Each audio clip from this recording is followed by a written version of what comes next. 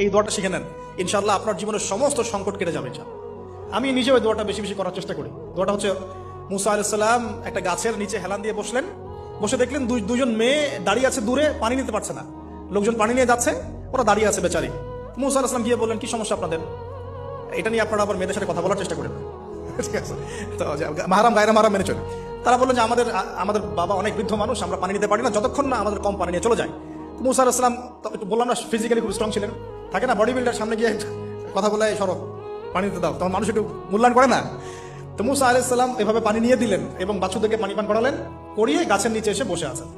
বসে বসে তিনি দোয়া করছেন, এই যে দোয়াটা তিনি দোয়া করছেন, রব্বি, একটা নেক কাজ করলেন না, মানুষের উপকার করলেন, নেক কাজ করে এসে গাছের নিচে বসে দোয়া করছে, আল্লাহ এখানে তো আমার খাবার পানি বাসস্থান কিছুই নাই, আমি কি করব? রব্বি ইন্নী লিমা আনজালতা ইলাইয়া মিন খায়রিন ফাকির, রব্বি ইন্নী লিমা আনজালতা ইলাইয়া মিন খায়রিন ফাকির।